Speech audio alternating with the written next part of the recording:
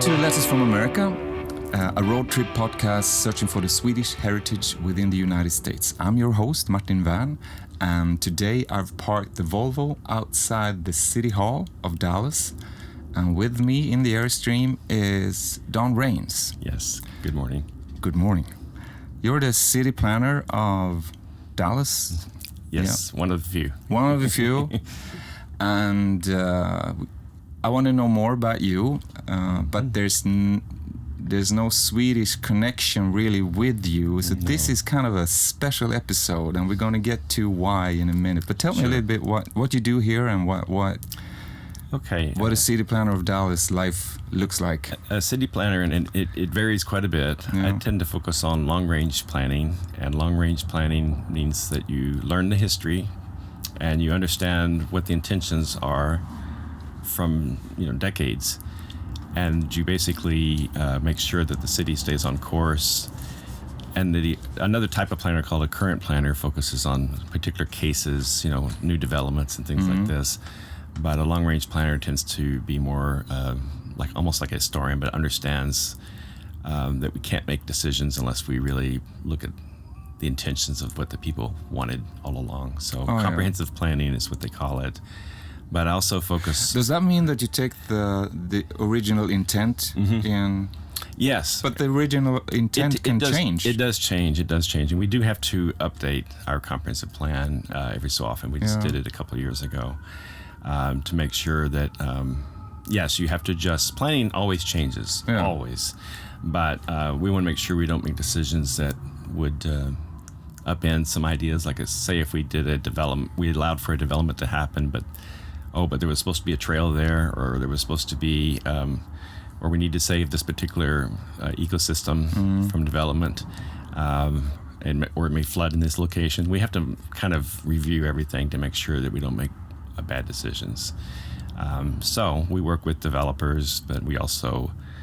It's pretty complex, actually, but I believe you. But also, my background is more into landscape architecture and urban design. Really, I'm more of an urban designer, which is sort of a mix between landscape architecture, and planning.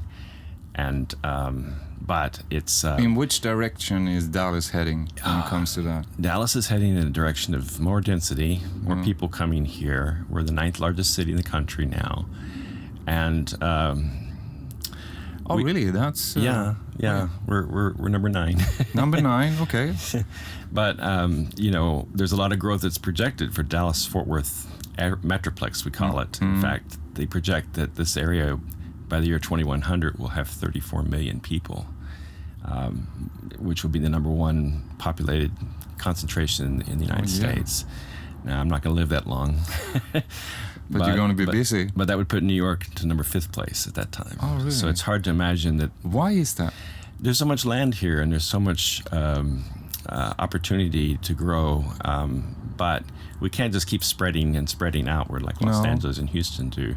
So we have to find ways to be very efficient where people live, and to understand that people want a variety of homes. They don't want just single family.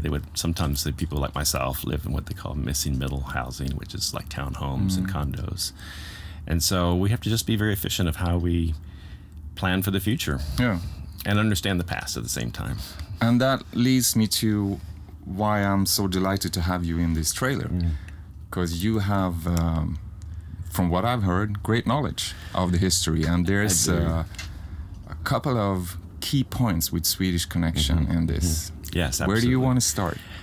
Well, I'll start with myself quickly. My family came to the States, father's side 1750s, mother's side 1640s. It's really early. Oh, yeah. And so... that's really early. Very early. Yeah. And I have some relation to...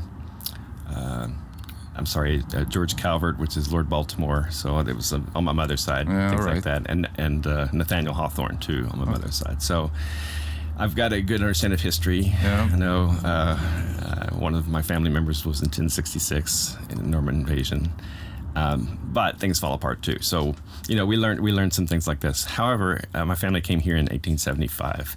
And to the Dallas area. Yes, and when it was still really new. And so... they came from Tennessee through that area to here. A lot of Texans do come from Tennessee. So I think that because that's the expansion west, right. Tennessee. Yeah, but I think what attracts people to Texas, at least 100 years ago, or maybe still today, is sort of the spirit of the pioneers that came here before us. There's an entrepreneurial spirit, and I think that's even what attracted probably our most famous Swedish person in Dallas, who had such a huge impact. That would be Eric Johnson. Eric Johnson. He had a very difficult role. He became mayor just a few months after the Kennedy assassination, so in February of '64. And so at that time, the city went through trauma, basically. I've worked on I've really studied the JFK assassination in depth, but the city was known for that.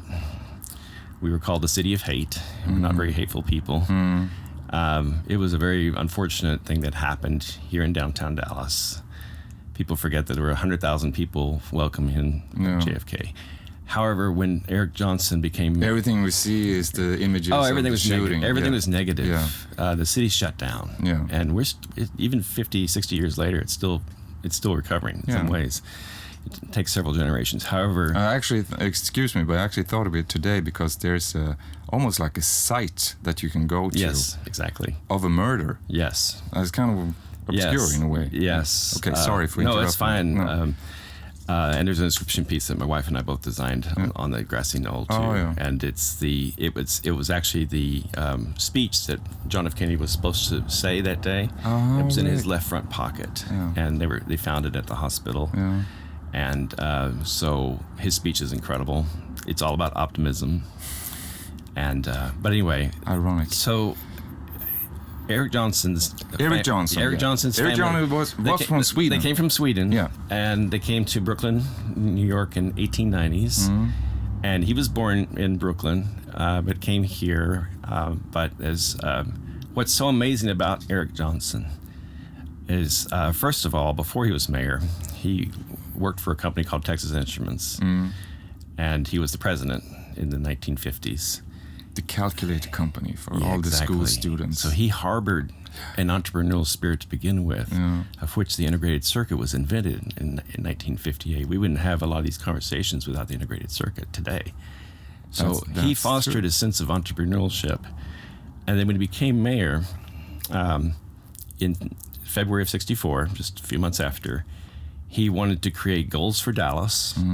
He wanted to help the city recover. You know, the old city halls where Oswald was shot. So the goal was to create a new city hall, but also a new library that we have here, the convention center, with a $175 million bond election in the 60s. And he wanted a world-class architect. He wanted to make sure that we had modern architecture, that we basically were looking forward instead of backwards. But he had a big role. He was mayor from 1964 to 1971. So it was a very critical time in the city's history of trying to recover. You know, people were trying to, I mean, even in my lifetime, I couldn't go outside Texas and say I was from Dallas without that stigma, without people, you know, looking at you like, oh, were you part of this? Dallas was part of the assassination. Yeah, because it was never solved. People thought it was never solved, so it makes you a suspect. And, you know, even as a little kid. Yeah. So it was tough. And so psychologists and sociologists have looked at Dallas carefully and saw that it really affected the pride of the city and Texas as well. So, and the fact that, you know, actually, even my mother talked to Nellie Conley. She was in the same car with Kennedy. She was the governor's wife. And she said something. She looked back and she said, "Mr. President, you can't say Dallas doesn't love you." And he said, "You're right." And that's when he got shot. Wow. And that was really hard because, you know, his last words were, "You're right." And he thought, this wasn't, why was I worried, you know? And it happened at the exact location where the city started. Even worse. That's even worse. Yeah. So, anyway. Just a side note on that, because that's interesting. Why do you think that? I'm not excusing, you know, assassinations of leaders, politics, of anybody at all. but this particular man, John F. Kennedy, and what happened to him, Right. Why has that cut such a hole in Dallas? In Dallas, or in history of the world, though? Because everybody knows about it. Sure. And it's like a scar of the world, just that particular man. Why do you think that is? I think because Dallas people want to be accepted. They may be somewhat sensitive about their identity in some cases. They know it's a friendly city. Yeah. And everything about it being friendly and all that belief just kind of came to a halt when the assassination happened, because it was totally opposite of what the city thought of itself as. Yeah. And it's still a friendly city today, but it cut deep because it was a very popular president, young president, who put his faith in the city. Drove in a convertible. Everybody, really did. I'd say there's some people in Dallas that were not Kennedy fans. There were some people that were of course, against, because it's politics. Sure. So, yeah. And so there was a lot of polarization in that time, at the time. So it's similar to today. But I would say, yeah, it was just a tough time in the '60s, and just to have all this filmed and broadcasted, and the world reaction. Maybe that's a reason why it got so much of a trauma. Yeah, it's one of the first televised things that happened. Exactly. And yeah. he was a very media president. Yes. And that's also the beginning of that era. Yeah. So everything sort of fell into place to that. All the controversies you hear about, conspiracy theories, it seems to have originated here from the Kennedy assassination too. Yeah, so, exactly. But we everything leads back to that in a way, from Area 51. Right. To, Exactly. But Robert Kennedy was killed in Los Angeles. Other presidents have been shot at too. Yeah.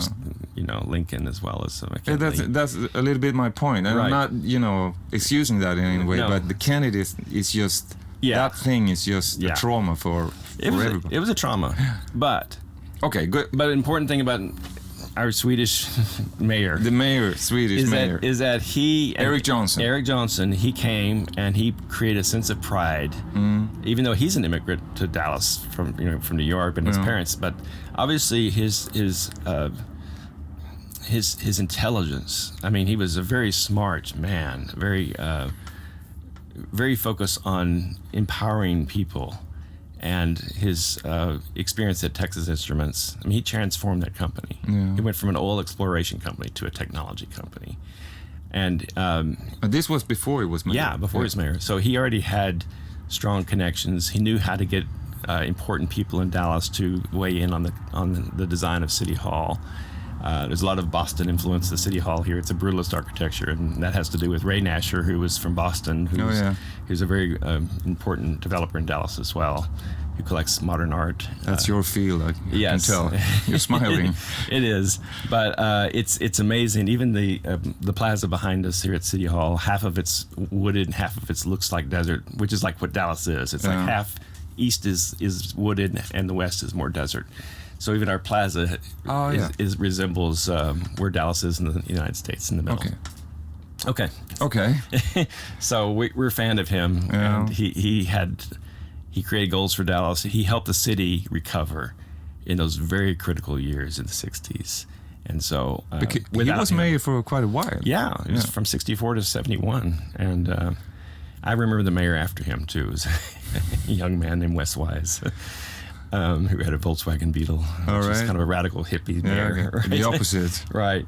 But Eric Johnson was very critical to Dallas. Plus, he helped get Dallas-Fort Worth Airport built, which opened up the world. That has more to do with Dallas-Fort Worth growth than anything, because before 1973, the idea is that maybe we can have ships coming from the Trinity River from Houston all the way up. But then all of a sudden, the airport happened. And sort of connects Dallas to the rest of the world. And the airport's larger than Manhattan. It's huge. But anyway, that connection opened up the world. And so he had a lot of things happened after his lifetime. He lived to 1995, I believe. So he lived a long life into his in Dallas. In his 90s. Yes. think he was born in like 1901 or something. He was. Oh wow! He lived a long life. Yeah. But very tall man. And I'm on the hunt for footprints, Swedish footprints. Oh, we have a statue of him inside City Hall. Yeah, and I also want to point out we're parked in the middle of what, his achievements in a way. Yes, we are. And so talk about a footprint. His footprint is huge and very transformative for this city. And so we owe a lot to him. And he was only a single child from his parents that came from Sweden. I don't know what brought him to Texas, but we're glad he came. We're glad he came. So if we move on, yes, what can we find any more Swedish footprints here? Greyhound, yes. Greyhound buses. Yes, opens up again. Since we're in the middle of the United States, more or less, the idea of the Greyhound bus system from the founder is the Swedish. Yeah. Also, that. Yeah, Eric Wickman. Wickman. Yeah. Yes. That. Oh, I need to stop there a little bit. That's okay. Greyhound Buses is actually founded by a Swede. Yes. Yeah, here in Dallas. Yes. Oh, yes. Yes, Greyhound. I just want to make that clear. Yes, I apologize. But that's, again, that opened up the whole United States to travel. Yeah, of course. And I think, so the Swedish influence in Dallas has a lot to do with civic pride and transportation and, getting around. So Greyhound opened up all the United States. Yeah, the Greyhound bus really changed the way of travel within the entire United States. It did. Yeah. And as vast and they're still doing it in a way. Yes, and as vast as this country is, we're still trying to catch up on our rail system. But it's a huge place. I mean, it's a huge place. It's a big place, and you'll discover when you go west from here. But it's Texas never ends in a way. Texas is quite large. Yeah. It is. This Texas story, it used to be its own country at one point in time. Yeah, and the Republic of Texas. Republic of Texas, and I don't mean to digress from that, but it's interesting how it was Mexico for 15 years, and it's interesting because when Mexico broke from Spain, it was Spanish for 300 years. This was Spain. Yeah. But when Mexico broke from Spain and they included Texas as one of the states or one of the territories, they had a little trouble with the Native Americans, the Comanche, and they were like, maybe we should invite the people from the United States to come and, kind of pioneer this area. But and then they made it illegal for people from the United States to come to Mexico in 1830. So there was, ironically, it's ironic of what's happened. But then the Texans said, well, we don't like the way we're run here. We're kind of like the Alaska of Mexico. We're sort of out there. And so there was a revolution, of course. Yeah, it's difficult. However, even though I have European ancestry, I do think of I don't think of Mexican as foreign. I think that the people here, they're indigenous, are really who we are. So we may call it Mexican food, but it's not foreign to us. No, it's food. It's food. Yeah. Right. But going back to the Greyhound buses. Yes, okay. Because what else can we... Do they know that they're founded by a Swede? Because it's such for me, it's such an iconic American brand in a way. It is. The design, the sort of Art Deco buses that came out, the silver thing and the logo and everything is like super American. It is very American. It wouldn't hurt to have a Swedish flag next to it. No, but I think it would be wise for people to realize the contributions of Swedish Americans to this country. It's very important. We hear about the contributions of German. We hear about the contributions of British. But we can never just say Sweden. It's just this influence. But it's profound throughout the country. Everybody contributes to the United States, and it's the only way it could have worked. Yeah, exactly. Otherwise, it's just a big experiment that could go wrong. And our 250th anniversary of this country. It's important that we realize that we didn't get here by just chance. It took a lot of sheer will of people. The pioneers, the Native Americans too. We cannot just forget about what they have done. No. They brought grace to this land. It's and in many cases rooted. they also led the way, because they had in the beginning they had a communication and guidance to the people who came. So that's we were very fortunate here in this part of Texas, because we had the Caddo CADDO nation, very congenial Native American people. They were like ambassadors. They would solve issues with other tribes. Oh yeah, all right. And even our founder in Dallas, he spoke their language, and he wanted to trade with them. But ironically, Fort Worth, west of here, they were with the Comanche, and they were fighting the Comanche. So it's completely opposite. Oh yeah. Even though we're 30 miles apart. So Fort Worth at that time was sort of the... It was a fort. Yeah, of course, but that was sort of the outpost. It was the outpost. Towards west. Right, because there's a tree line that goes between Dallas and Fort Worth called the Cross Timbers, and that was the territory between the Caddo and the Comanche. Okay, long before. Completely different characteristics. So Dallas takes on the characteristic of the native people, which is like we look east, and Fort Worth looks west.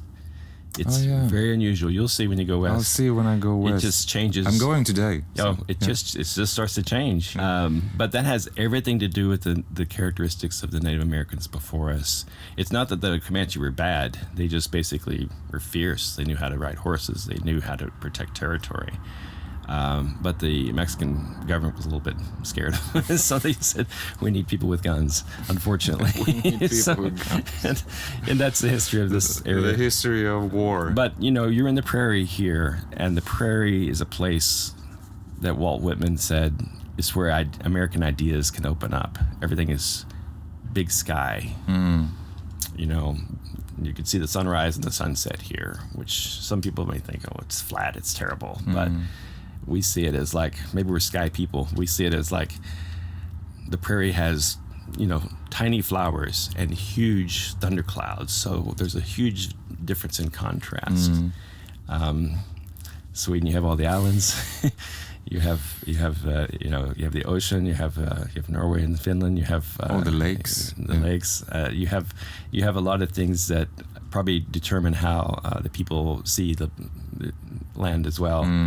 I think it all matters. I think the history really makes who we are. Yeah, of course, and the landscape. And I would argue, just to simplify, I know that it's not that easy, but Sweden is a very long land, and it's a huge difference of the north part, the center part, and the south part. Correct. Which you can see in the personalities of those people, if I generalize, and also with the accents. It changes. So if you meet a Swede from the south part and then go north and meet another Swede, they're not really the same. It's different. So and even though we're such a small country, it's a huge difference on those distances. So, and I love it. And I love, like you said, you call it the prairie. I would say the flatlands. Fine. Yeah, I really love that, because I can understand the feeling, because it gives you a symbolic feeling of anything is possible. That's true. Because it never ends. You just look at a disappearing horizon. Right. Especially when you're driving. It just goes. You go out into nowhere, and that feeling is. I can't explain it, but I just keep moving. So I love that. No, it's. You would be surprised how remoteness can actually be inspiring. Yeah. I've been in remote places in Texas where I didn't see anybody for hours. Okay, you have to give me examples. After this, you have to give me examples. I'll tell you where to go if you want. I'd love to. Seriously, I'd love to do that. But you might be scared because you're thinking I haven't seen another person for hours and hours or any sign of life. But it's a completely transformative feeling when you get away from other people and you see these remote places. As long as you have a full tank of gas, you should be fine. I got a spare tank also. Good for you. I got water in this one. And buy your gas in Arizona before you get to California. It gets very expensive. So fill it up. So I'm going to end with something. I really appreciate talking to you. Sure. I'm going to end with something that I do in every episode. Okay. But this is a special episode, well, so it's going to be a little bit I'm very weird. honored. Thank you. I'm honored to have you. So we're in Texas, and we're in Dallas right here. And the question that I ask my guests is that I know that you're from here. Mm-hmm. So, but the question still remains: where is home? Do you feel home in Dallas? I do. Yeah, I do. I think it has a lot to do with it's not finished. No. If it was a city that was complete and done, then I wouldn't have any influence. No. So because it is a rough diamond, I feel like it has opportunity for the rest of my life and beyond for people to have influence. So it is a city that's still growing. It was only founded in 1841. And so it was just one person in 1841 until he married. But I'm just saying that... Talk about loneliness. Lonely man, 29-year-old too. So, but, you know, I think what I think about Dallas is that there's other places. I love Boston. I love California as well. The thing about Texas is because I think we have to be sheer will. We have to challenge ourselves in this kind of environment. Nothing is laid out for us. We have to basically do what we can to make our life livable. Yeah. But we welcome people from all over the world. We're a very welcoming city. So if I draw a line from there to there and you sign your name. Yes, Don. Or RAINES. My last name too? Yeah, your signature. Oh. Well, I have architecture background, so I tend to print, but I'll try to do my signature. And if you were to... I'm going to say it too. Okay. Thank you. Thank you. So if you were to write a letter, which I usually ask now, where is home, where you come from, but you come from here, so just write a letter to all of our listeners about this place. About Texas. Just a short one. I would say... A message. A message to Sweden. A letter to Sweden. Yeah. First of all, we would welcome you. We want to learn from you. We would really welcome your ideas, and we appreciate your stories. We would really like to be a part of a good friendship. We're jealous of Wisconsin. They have a strong relation with Sweden, of course. However, I think that there's room for Swedes to be here. We want to hear what your thoughts are, because we think that there's a friendship and a kinship. There's a relation there that we know you're friendly. We know we're friendly, except for when we drive. I think that we could really do well as a. That's beautiful. Together. That's the letter. And thank you for being part of our country and contributing to our story. We won't take that for granted. It is from Swedes that have done a lot to this country as well. And so everyone contributes. We should never forget. Thank you. That's beautiful. Thank you very much. I appreciate having you. I love it. Yeah. Thank you, Martin. You have listened to Letters from America, a weekly road trip podcast celebrating the Swedish heritage in the United States. Produced in collaboration with the Embassy of Sweden in Washington, D.C., Volvo Cars USA, Volvo Trucks USA, and Airstream.